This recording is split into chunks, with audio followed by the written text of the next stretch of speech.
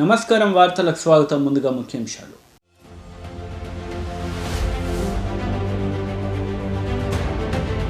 ప్రధాని నరేంద్ర మోదీ సంచలన నిర్ణయం. 3 వ్యవసాయ చట్టాలు రద్దు చేస్తున్నట్లు మోడీ వెల్లడి. రైతులను క్షమాపణ కోరిన ప్రధాని మోడీ.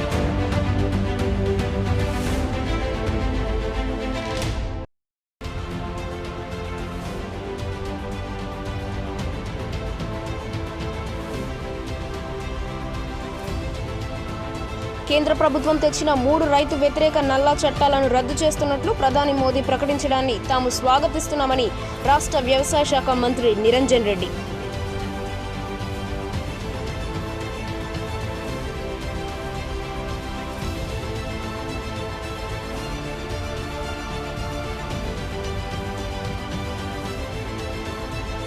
కాంగ్రెస్ పార్టీ కార్యక్రమం పేరుతో ఆ పార్టీ రాష్ట్ర స్థాయి నాయకులు, పార్టీ అధ్యక్షుడు రేవంత్ రెడ్డి నాయక బృందం శుక్రవారం కామారెడ్డి జిల్లాలో పర్యటన.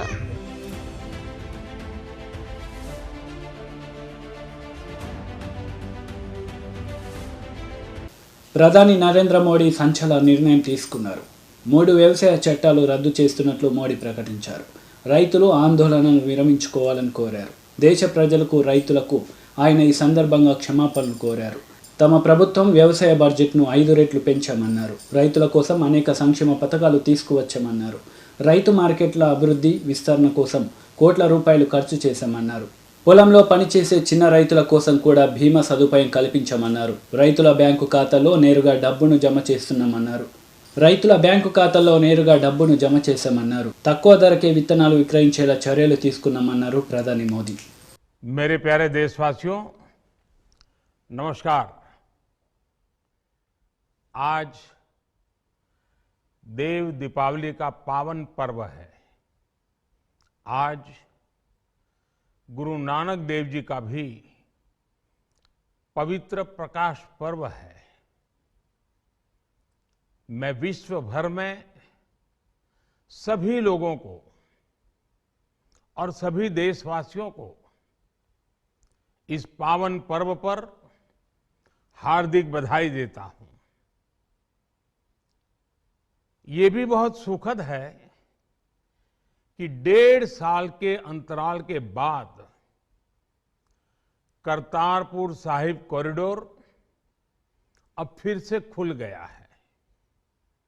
साथियों, गुरु नानक जी ने कहा है, बीच दुनिया सेवी कमाइए त दरगिही बेसन पाइए। यानी संसार में सेवा का मार्ग अपनाने से ही जीवन सफल होता है। हमारी सरकार इसी सेवा भावना के साथ देशवासियों का जीवन आसान बनाने में जुटी है। न जाने कितनी पीढ़ियां जिन सपनों को सच होते देखना चाहती थी, भारत आज उन सपनों को पूरा करने का भरपूर प्रयास कर रहा है।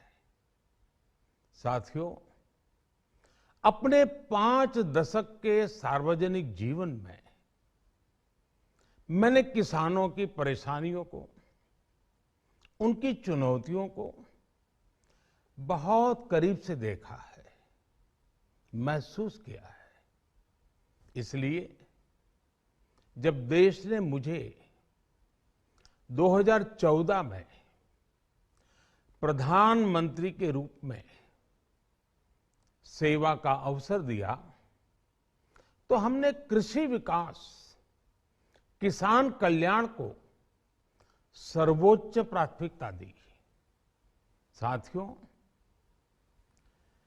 इस सच्चाई से बहुत लोग अनजान हैं कि देश के 100 में से 80 किसान छोटे किसान हैं। उनके पास 2 हेक्टेयर से भी कम जमीन है। आप कल्पना कर सकते हैं, इन छोटे किसानों की संख्या 10 करोड़ से भी ज्यादा है। उनकी पूरी जिंदगी का आधार यही छोटी सी जमीन का टुकड़ा है। यही उनकी जिंदगी होती है और इस छोटी सी जमीन के सहारे ही वो अपना और अपने परिवार का गुजारा करते हैं। पीढ़ी दर पीढ़ी परिवारों में होने वाला बंटवारा इस जमीन को और छोटा कर रहा है।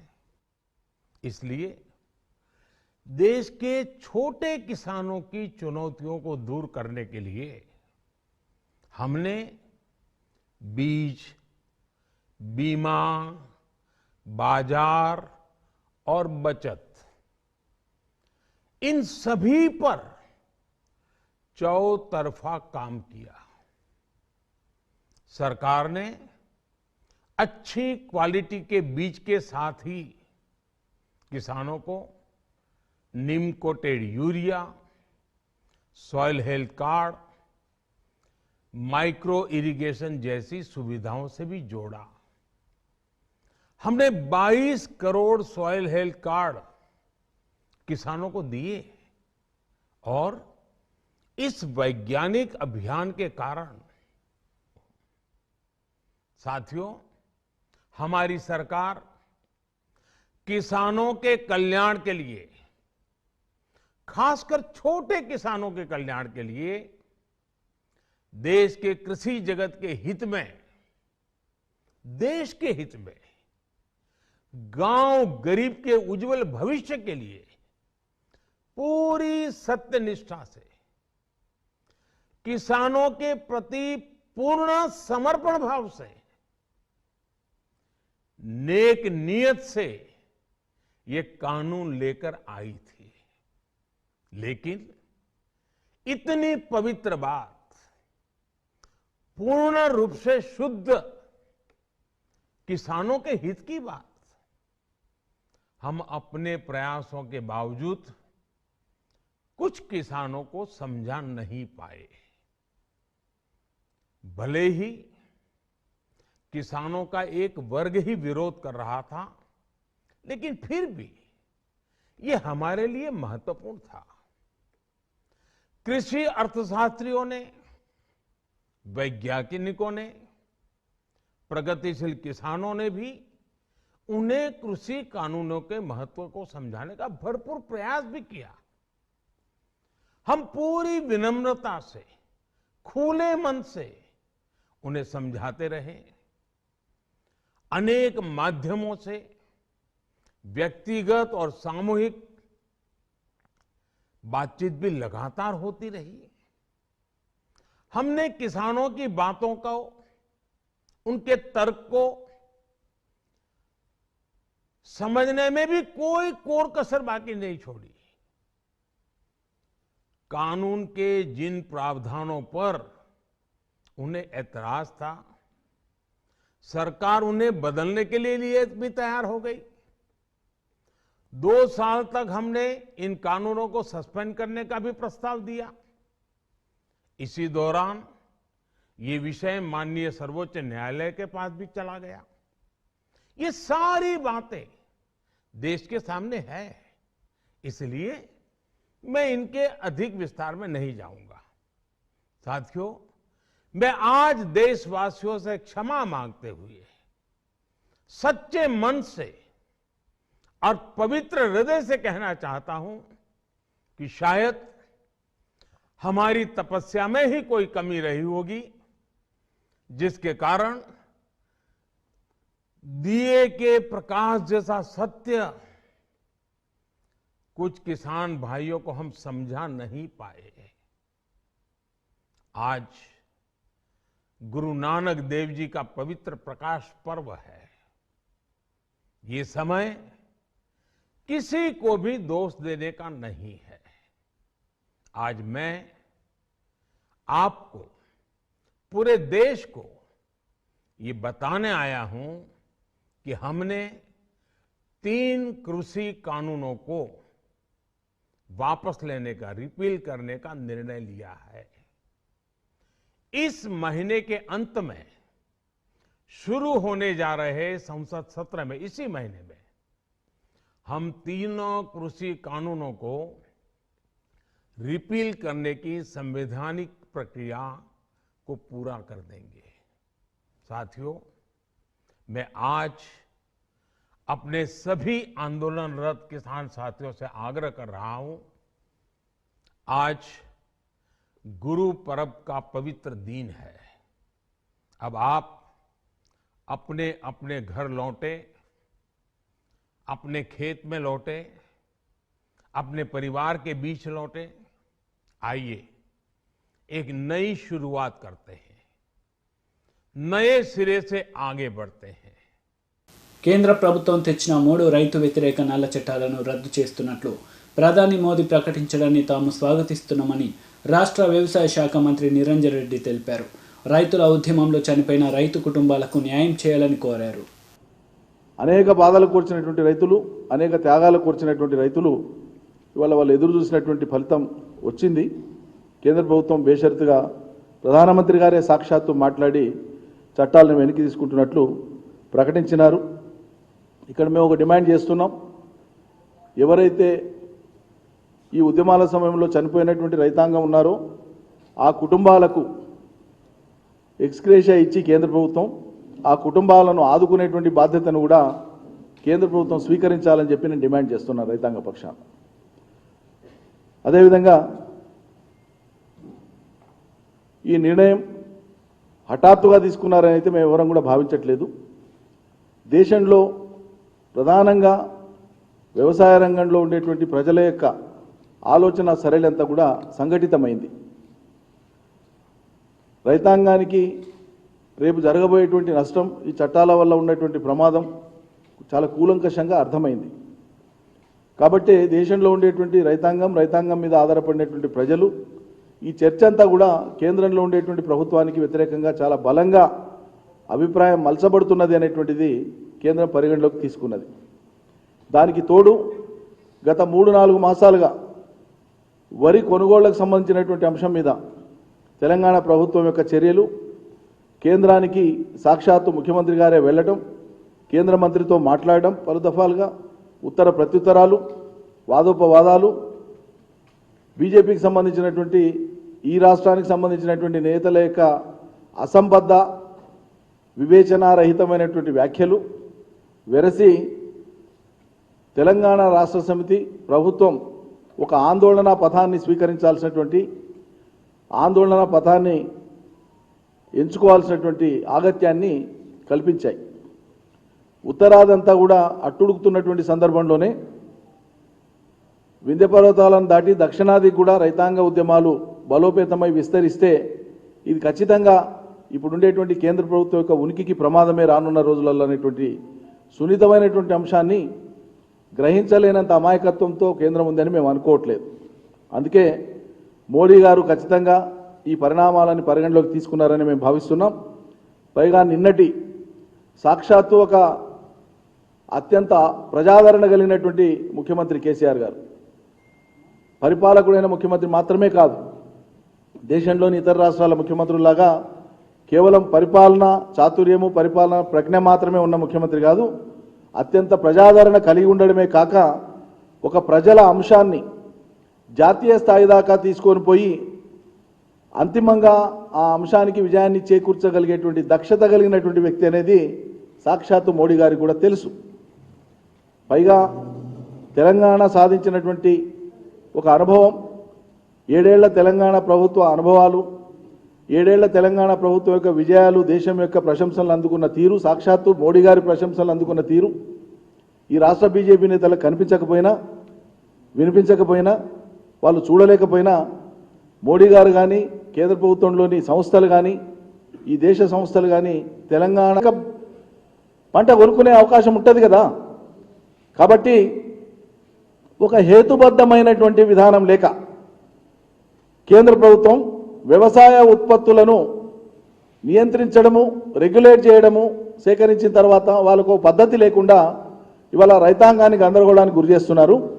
ఒక మాట నేను సూటిగా అడుగుతున్నా రైతాంగం పక్షాన, ఇంత కష్టపడి రైతులు ఇన్ని కోట్ల మెట్రిక్ టన్నుల ధాన్యం వరితో పాటు ఇతర రకాల అనేక ధాన్యాలు ఈ దేశవ్యాప్తంగా ఉత్పత్తి చేస్తూ ఉంటే ఇంతమంది రైతాంగం, కోట్లాది మంది రైతాంగం శ్రమ కోర్చి ఉత్పత్తి చేసి ఇస్తే వాటిని సేకరించి రెగ్యులేట్ చేసేటంత తెలివి కేంద్ర ప్రభుత్వానికి లేకపోతే, అది కూడా రాజ్యాంగపరమైన విధి, రాజ్యాంగంలో రాసుకున్నాం, ఏ ఇతర చట్టం రెగ్యులేట్ చేసేది కాదు. ఇది ఎఫ్సిఐ యాక్ట్ 1965లో వచ్చింది, కానీ భారత రాజ్యాంగం 50లో ఆమోదించుకున్నప్పుడే అప్పుడే భారత రాజ్యాంగంలోనే పొందుపరిచినారు పెద్దలు.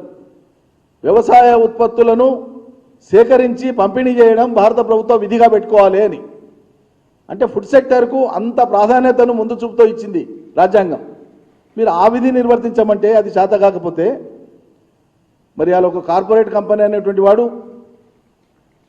వారికి సంబంధించినటువంటి వ్యాపారాన్ని విస్తరించుకునేటువంటి క్రమంలో రోజు రోజుకు వాళ్ళ ఇండెక్సులు పెరుగుతా పోతుంటే, ఇంత పెద్ద ప్రజాస్వామ్య దేశాన్ని వెళ్ళేటువంటి ప్రభుత్వానికి ఆహార ఉత్పత్తులను రెగ్యులేట్ చేయడానికి కూడా చేత కాకపోతే దీన్ని వైఫల్యం అనాలనా మరేమనాలా? మారిన కాలమాన పరిస్థితులను బట్టి, దేశ అంతర్జాతీయ స్థితిగతులను బట్టి ఫుడ్ ప్రాసెసింగ్ దీని యొక్క ప్రాధాన్యత పెరిగిన సాంకేతికత, ఆధునికతను విశ్లేషించుకొని అర్థం చేసుకొని అనేక రూపాల్లోకి పదార్థాలు మార్పు కోసం అవకాశాలు ఉన్నాయి. ఫుడ్ అనేటువంటిది రా ఫుడ్ నుంచి వేరియస్ మెథడ్స్లోకి ప్రాసెస్ అయ్యేటువంటి దానికి వాళ్ళ టెక్నాలజీ పెరిగి వచ్చింది. ఫుడ్ టెక్నాలజీ ఎక్కడున్నారు మీరు? ఏం చేస్తున్నారు? తెచ్చిన ధాన్యాన్ని నిల్వలో పెట్టి వాడినంత వాడి పాడైతే డిస్పోజ్ చేయడం ఎవరైనా చేస్తారు. మామూలు రైతులు కూడా వెనకటికి పండించి గుమ్ములలో గాగులలో పోసుకునేది, వాడినంత వాడి మిగిలితే ఆకలి ఉన్న ప్రజలకు ఊర్లో దానం చేసేది వెనకటికి మా చిన్నతనంలో. దానికి కేంద్ర ప్రభుత్వమే అవసరం లేదు, తెలివితేటలే అవసరం లేదు. కానీ ఈ దేశంలో కోట్లాది మందికి, అతి ఎక్కువ మందికి పనిని, ఉపాధిని కల్పించగలిగేటువంటి శక్తి ఉన్న ఏకైక రంగం వ్యవసాయ రంగం. ఈ రంగాన్ని బలోపేతం చేయకుండా, ఈ రంగంలో వచ్చే ఉత్పత్తులను మీరు రెగ్యులేట్ చేయకుండా, ఈ రంగం మీద దృష్టి సారించకుండా నిన్నటి దాకా మీరు అనుసరించినటువంటి వైఖరి, గత కాంగ్రెస్ కానీ, గత యూపీఏ కానీ, ఇప్పుడున్న ఎన్డీఏ బీజేపీ కానీ, వ్యవసాయాన్ని ప్రత్యక్షంగా పరోక్షంగా మీరు చిన్నచూపు చూసిన కారణంగానే, మీరు ఆదరించని కారణంగానే, ఇతర రంగాల పట్ల మీరు ఎక్కువ మక్కువ చూపించిన కారణంగానే ఇగో ఇవాళ ఈ సంక్షోభ స్థితి నెలకొన్నది. ఇప్పటికైనా మించింది లేదు. మీరు మీ రాజ్యాంగ విధిని నిర్వర్తించడం కోసం దేశవ్యాప్తంగా ఒక పాలసీ తీసుకురావాలి. ఈ దేశంలో వ్యవసాయ నిపుణులు ఉన్నారు, వ్యవసాయ రంగ పరిశోధకులు ఉన్నారు, వ్యవసాయ శాస్త్రవేత్తలు ఉన్నారు, ప్రపంచ ప్రజల యొక్క ప్రశంసలు పొందిన ఎంతోమంది వ్యవసాయ రంగ నిపుణులు ఉన్నారు ఈ దేశంలో. మించిపోయింది లేదు. సాక్షాత్తు ప్రధానమంత్రి స్థాయిలో పెట్టండి, చర్చకు పెట్టండి. ఈ దేశంలో అవసరమైన ఉత్పత్తులేంది, ఇవాళ ప్రపంచ అవసరాలకు, భారత అవసరాలకు అవసరమైన పంటలేంది, కాయగూరలేంది, పండ్లేంది, మాంసం ఏంది, కోళ్ళేంది, గుడ్లేంది, ఉన్న స్థితి ఏంది, రేపు ఏం చేయాలి? ఇంకా పప్పు ధాన్యాలు కానీ, నూనె గింజలు కానీ వీటిని పెంచడం కోసం ఏం చేయాలి? మీరు దేశవ్యాప్తంగా అందరు ముఖ్యమంత్రుల్ని, వ్యవసాయ మంత్రుల్ని, వ్యవసాయ నిపుణుల్ని ఒకటికి పలుమార్లు, ఒకసారి కాదు ఒకటికి పలుమార్లు చర్చలు జరిపి ఒక దారి కనుక్కొని ఈ దేశ రైతాంగానికి దారి చూపించే బాధ్యత మీది. దాని మీద దృష్టి పెట్టాల్సింది పోయి ఇప్పటికైనా మించింది లేదు. ఈ దేశంలో ఉండేటువంటి మొత్తం దేశ భూభాగంలో ఉండేటువంటి వ్యవసాయ భూములను కాలనీలుగా మార్చేటువంటి ఆవశ్యకత ఉన్నది. ఇదే మాట సీఎం ముఖ్యమంత్రి గారు అనేక సంవత్సరాలుగా వెల్లడిస్తున్నారు. కాంగ్రెస్ పార్టీ కార్యక్రమం పేరుతో ఆ పార్టీ రాష్ట్ర స్థాయి నాయకులు, పార్టీ అధ్యక్షుడు రేవంత్ రెడ్డి నాయక బృందం శుక్రవారం కామారెడ్డి జిల్లాలో ఆయా మండల కేంద్రాలలో, గ్రామాలలో, కొనుగోలు కేంద్రాల వద్దకు, రైతుల కళ్ళాల్లో వద్దకు వెళ్లి రైతులతో మాట్లాడుతూ మద్దతుగా వారి కష్టాలను తెలుసుకుంటూ రైతుల పట్ల ప్రభుత్వాల తీరును రేవంత్ రెడ్డి ఎండగడుతూ మాట్లాడారు.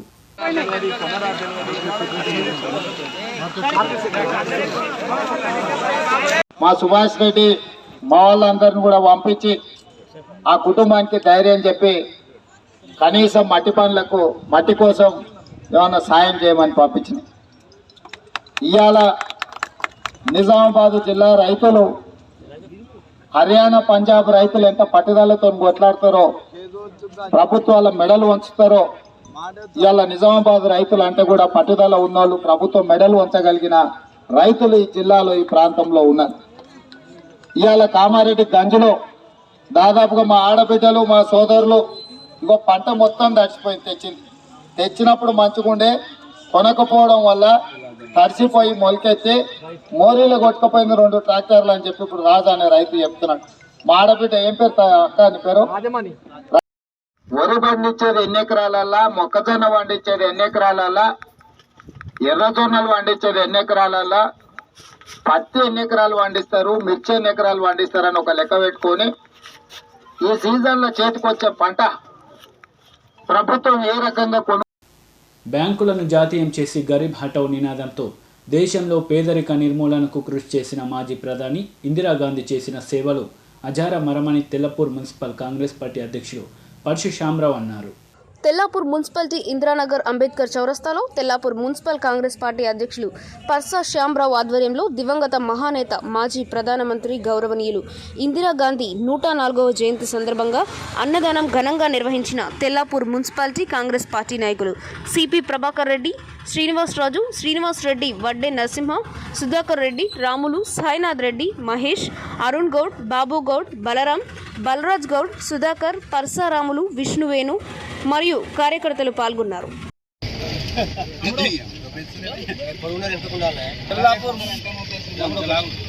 మరి ఈరోజు తెల్లాపూర్ మున్సిపాలిటీ ఆధ్వర్యంలో మరి స్వర్గీయ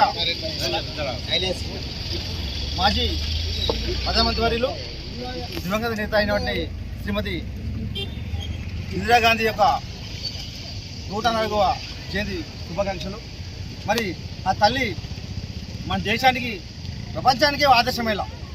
మన స్వాతంత్రం వచ్చి మనకు ఇలా 73 సంవత్సరాలు అయింది స్వాతంత్రం వచ్చి. మరి కాంగ్రెస్ పార్టీ 138 సంవత్సరాలు. మరి ఆ తండ్రి గారి తర్వాత మన దేశానికి 3వ మహిళ, అంటే దేశానికి 3వ ప్రధానమంత్రి 66లో ఆమె మన సేవ చేయడం జరిగింది. మనోదామని ఇవ్వాలి. ప్రతి దేశంలో ఆమె ఎంతోమంది భక్తులు ఇవ్వాలి. ఈ ఇందిరానగర్ అంటే ఆమె ఇవ్వాలి. ఆమె పెట్టే ఇల్లు ఇవ్వాలి, 150 గజాలు ఇవ్వాలి, ఎంతో ఆమె ఇచ్చింది ఇవ్వాలి. ఇందు అట్లా దేశంలో మొత్తం ఇలా కొన్ని కోట్ల మందికి ఆమె ఆదర్శపరిచాలి ఇవ్వాలి. ఆమె తల్లి మనోద్మా అందరూ కూడా ఆమె మరి ప్రధానమంత్రి అయ్యే ఉండే సొంత గాడ్సే ఆమెను హత్య జరిగింది ఇవ్వాలి. ఆమె మరణం తీరలోటు మన దేశానికి కాకుండా ప్రపంచానికే తీరలోటు. ప్రతి ఒక్కరు కూడా మరి ఆమె అడుగుజాలం నడవాలి. మరి ఎందుకంటే ఆమె వల్లనే ఇలా మెదక్ జిల్లాకు ఒక ఇండస్ట్రీ ఏర్పడింది. ఇలా 84 ఇక్కడ పోటీ జరిగింది. మా బీడీ కానివ్వండి, డిఫెన్స్ కానివ్వండి, ఇలా ఇండస్ట్రీ వాళ్ళ నాన్నగారు ఉన్నప్పుడే మా బిహెచ్ఎల్ గారు స్థాపన జరిగింది. అట్లా ఎన్నో పరిశ్రమవేత్తలు వచ్చినాయి. ఇలా ఐటీ కానివ్వండి, వాళ్ళ కమ్యూనికేషన్ కానివ్వండి, అంటే చాలా ఇండస్ట్రీలు కానీ ఆమె ఆధ్వర్యంలో వచ్చినాయి. ఇలా కాబట్టి మన తల్లి మరవద్దు. అందరూ కూడా మా ఖమ్మం జిల్లా రాష్ట్ర వ్యాప్తంగా, దేశవ్యాప్తంగా ఇలా నదులు కానివ్వండి, సాగర్ డ్యామ్ కానివ్వండి, సిక్సన్ డ్యామ్ కానివ్వండి, ఇన్ని ప్రాజెక్టులు అవన్నీ మన ప్రధానమంత్రి ఉన్నప్పుడే అప్పుడే జరిగాయి. కాబట్టి ఏ ప్రభుత్వం చేయలేదు. ఇలా కల్లబల్లి మాటలు మన కేసీఆర్ చెప్తున్నాడు ఇలా, కానీ అది చాలా తప్పు. ముందు కాంగ్రెస్ పార్టీ అధికారం వస్తుంది. మళ్ళీ ఇందిరామ రాజ్యం రాబోయే రోజుల్లో 2024 సంవత్సరంలో ఇందిరామ రాజ్యం వస్తుంది. కాబట్టి అందరూ కూడా కాంగ్రెస్ పార్టీ కంకణం.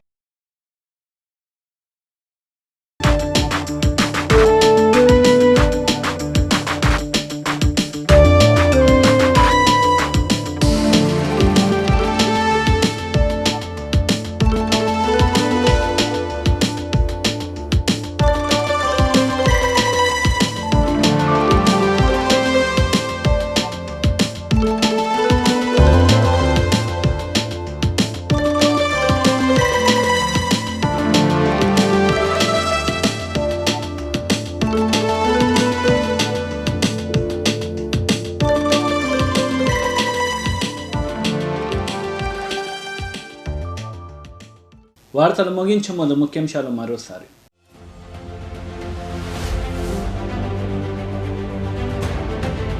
ప్రధాని నరేంద్ర మోదీ సంచలన నిర్ణయం, 3 వ్యవసాయ చట్టాలు రద్దు చేస్తున్నట్లు మోడీ వెల్లడి. రైతులను క్షమాపణ కోరిన ప్రధాని మోడీ.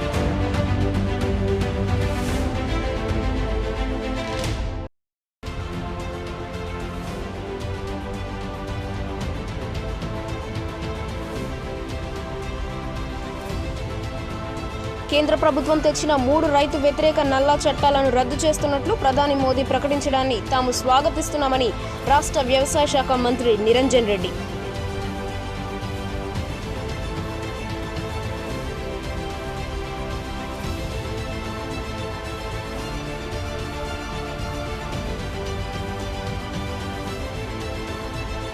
కాంగ్రెస్ పార్టీ కార్యక్రమం పేరుతో ఆ పార్టీ రాష్ట్ర స్థాయి నాయకులు, పార్టీ అధ్యక్షుడు రేవంత్ రెడ్డి నాయక బృందం శుక్రవారం కామారెడ్డి జిల్లాలో పర్యటన.